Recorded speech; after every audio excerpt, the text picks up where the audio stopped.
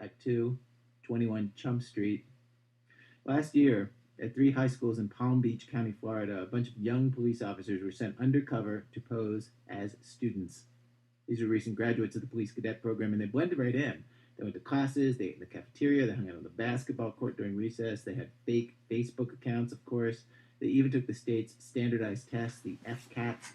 Police officers were there undercover because parents and principals had complained about drugs being sold at the schools. Only the principals of the schools knew of their presence. No teachers knew it. No parents knew it. Now, maybe it is hard to imagine a love story coming out of this situation, but one did. A love story where somebody went out of his way and took action at a key moment for love. Robbie Brown tells what happened.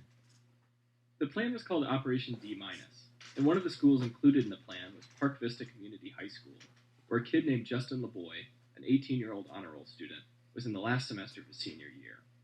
And Justin could hardly believe his luck when a very pretty new girl, everyone had noticed her, showed up in not just one, but two of his classes.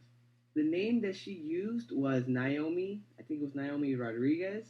And she sat in front of me, but then I sat next to her. So I started talking to her. Oh, hey, my name is Justin, you know. Oh, I'm Naomi. I'm from New York, this and that. Oh, really? Me too. And I had a hat that said New York on it, too. Because I was trying to show her that I wasn't lying or faking it. She said she was from Queens. I'm from the Bronx. And she was Puerto Rican and Dominican. And that's what caught me even more. I was like, oh, man. Okay, and then I was Puerto Rican, and I was talking to her a little Spanish. She would talk to me a little Spanish, and then I just got really close to her. I got attached real quick. I was like, wow, look at this, you know.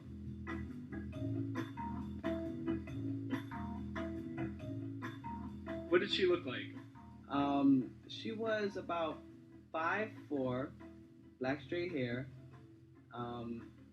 light skinned. She was mature. In the body wise, so I mean that caught a lot of people's attention.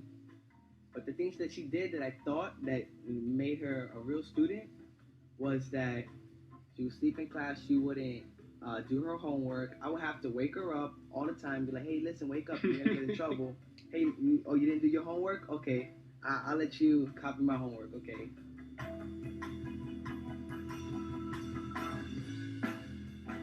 Because, I mean, I take my classes, seriously, But with her, it was different. I was just like, oh, man, wow, she's cute. I could talk to her, I'll get in trouble once in a while. We'll be like, Justin, stop talking. But okay. Justin's a good-looking guy, popular and well-liked. He'd had girlfriends before, but nothing that lasted. Nothing that seemed worth holding on to. But Naomi seemed different. She was a good listener. She didn't seem to gossip or play games. She seemed very adult. It's the maturity level that I really care for. And, I told her a lot of my feelings, I told her how I felt for her. I mean, I'm not the type of person to open up to you unless we have a really good relationship. And I was just open up so much. And I told her about all my whole life story, about my parents. I told her problems I had. What was it about her that made you trust her, that made you feel like you could open up to her? She had told me that she came up here with her mother, that they was having problems in New York, so, they came over here to Florida to settle down, to, have a better life. And little stuff like that, to telling people, I believe that, oh, wow, okay, since you're telling me stuff like this, I could tell you about my life. Yeah, I'm having hard troubles with this person right here, or I'm having trouble with my parents, or little stuff like that makes people bond together,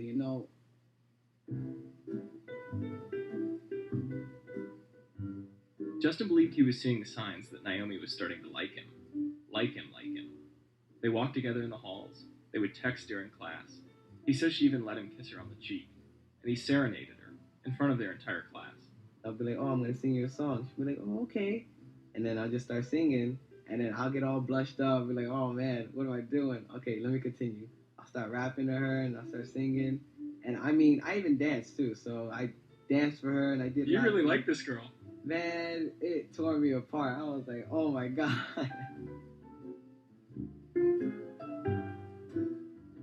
So you felt like all the signs were good. Oh, of course, I felt all the signs were good because I never got a non-sign. So therefore, I was just like, okay, everything's good. I know I'm taking it slow. I know I'm taking it good.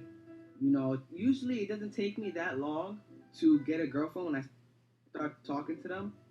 So when it took me, I found it kind of odd that I was like, wow, I'm such a great dude, and we're hanging out. What's the next step? I don't care about sex or anything. I just want to know if you're gonna be mine. So she was playing kind of hard to get. Yes, yes. I mean, me, I love that. So it attracted me even more. I was like, oh my, I love girls that guys can't have. So I'm like, it's awesome. And in hindsight, she was probably playing hard to get for a different reason. Yes, for a different reason, All of this built up inevitably to Justin asking Naomi to prom. Yeah, she's a senior, I'm a senior. Our last year, I don't know where we're going to be after this. So let me just step up and be a man and do what I got to do. So I went up to her in class and I was like, listen, I know you don't know anybody in this school that much, and I don't want to go to anybody in this school, and, I feel really attracted to you. Would you like to come with me to prom? Oh, that sounds nice. Okay. Excuse me. Let me think about it. I was blushing red. I was like, oh my God. What if she says no? What if she says yes?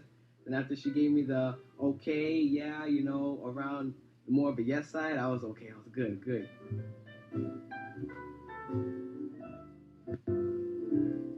Prom was coming up, and I guess he needed a date. I interviewed the undercover officer who played Naomi. She's a 25-year-old new recruit with the Palm Beach School's police force. She wouldn't give me her real name and only agreed to a phone interview if her supervising sergeant could listen in. She wouldn't talk to me about any specific cases or kids at the school, including Justin, but she did confirm that she was asked to prom. She doesn't remember it quite the way Justin does, though. Mainly, she says she didn't say yes.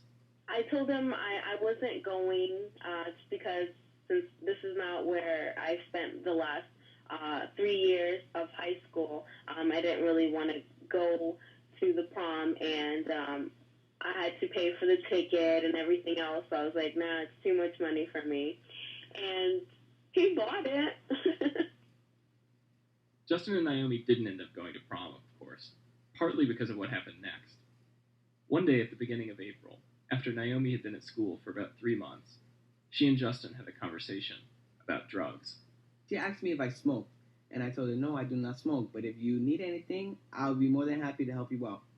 So, like I said, I'm not a drug dealer.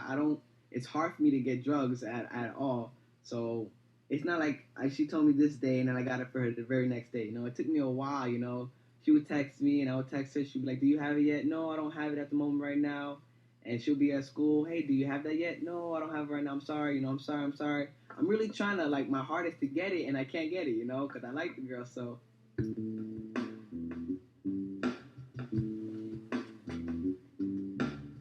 what are you thinking as you're trying to get this pot to sell to her? I'm thinking, what the heck am I doing? I never done this in the school before, so I'm really scared and skeptical about it too at the same point. And I'm like, oh man, okay. So I'm asking my homeboy, and my friend's like, no, I don't know, because I don't hang out with guys like that. Maybe Justin didn't know guys like that, and maybe he did. The police say he told Naomi he smoked pot. Justin says he was just trying to seem cool, to impress her. But what's certain is he did find somebody who would sell to him. A person his cousin knew, he says. So a couple days after they first talked about it, Justin brought a rolled-up baggie of marijuana to school for Naomi. And I was petrified. I was like, oh my God, I'm actually going to do this. So we was in class, and I sat right next to her, and she was like, hey, do you have that? And I was like, you know what? Yeah, I do. And I was like, okay, we're going to wait a few, because I didn't want to, I'm not going to be like, oh, hey, give it to her in her hand, slide it, but she was like, okay, put it in my purse. Okay, she put her purse on top of my desk, and then I slid it right in there. She goes, okay, now take the money. I was like, no, I don't need the money. It's okay, just have it. You can take it. She goes, no, please take the money. You make me feel bad. So 10 minutes passed, and then we're still arguing about it. I'm like, please, no, I don't want the money, And she goes, no, just take the money, please take the money. You make me feel better. I'm just like, okay, you know what? So you could just shut up. I'll take the money, Don't worry, you're making me feel bad now that I'm taking the money from you. How much money? $25. And this was at school? Yes. Justin would later find out it's a felony in Florida to sell marijuana, and the penalty is even harsher for selling it on school property. In other words, Justin had made an irreversibly bad decision. The worst decision of his life, he says. And since he was over 18, he was legally an adult when he made it. Finally, in May, the police did a big sweep. They arrested 31 people at several schools, almost all of them students who had sold small amounts of marijuana. Justin was one of them. And they said that I had sold to the undercover cop, and I'm scared. I'm weirded out. I'm like, whoa, who did I ever sell to? And then it just popped into my head that the only person that I ever did give anything to was this female. And I was shocked. My emotions were running. I was just like, oh my God, this is so mean. This is so messed up. How can she do this, you know? I mean, if it was a guy doing this, if a guy ever tried to come up to me like this, I would have put my hand in his face straight up and said, no, get out of my face, please, get out of my face. I don't associate with that, you know? But it's just the female. It's a different feeling that you get for female than you would when you have your homeboy or a guy come up to you and ask you questions like that. Oh, hey, do you smoke? No, I don't. Get out of here. You know, it's a different feeling that when you get from a girl you like, you know, you're not going to turn down the person that you want to be with.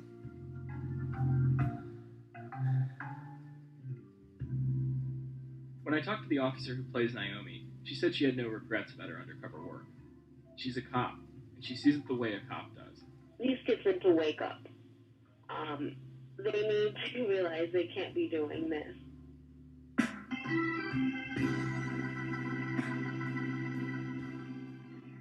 And using undercover officers has gotten results. The police in Palm Beach County tried the same tactics again at another group of schools last semester. So far, they've arrested more than 80 people. All have pled guilty, charges ranging from selling cocaine and pills to bringing weapons on school property.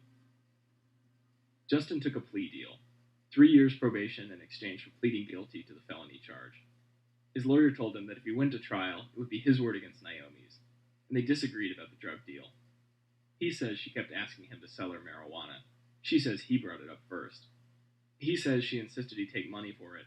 She says he just took the money, without prompting. Either way, the police had Justin's text messages, telling Naomi he would get marijuana for her. So Justin's lawyer advised him, just take the plea. But before the deal came through, he spent more than a week in jail, going over and over in his mind what had happened, and still thinking, in spite of himself, about Naomi. I would have a good time when I will be with her, and I will be with her like all the time. And that's why when all this collapsed and caved in, I felt so like it just hurt. Have you had any contact with Naomi? No, not since you were arrested. Not at all. Have you tried to send her any messages? No, I don't have any contact with her whatsoever. If I would love to have a conversation with her. You know, no disrespect or anything. What would you tell her? I would tell her, what the heck did she do? Justin had planned to go into the Air Force after high school. He said he wanted to make something out of his life. And now, with a felony conviction, the armed forces, any part of it, was off the table. Justin's applying to community college. He says now, the whole thing seems kind of unbelievable. He was an honor roll student, first-time offender with no criminal record. And of all the high schools, and all the towns, and all the world, she walked into his.